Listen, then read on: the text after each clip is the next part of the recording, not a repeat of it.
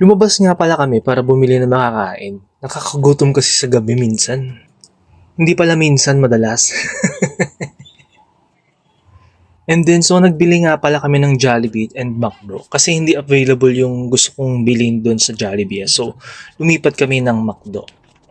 So, drive-thru para mabilis, hindi na papasok sa loob. Malamang nakakotse. Puwera ang yabang guys, eme lang.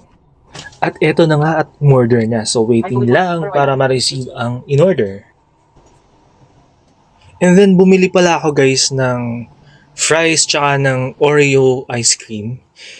Di ko alam. Mahilig kasi ako sa fries kasi kung di nyo na itatanong. Favorite ko talaga ang fries ng McDo. Although masarap din naman yung sa Jollibee. Hala! Nag-explain! Hindi ka mag-explain for today's video! Yun lang. Bye-bye.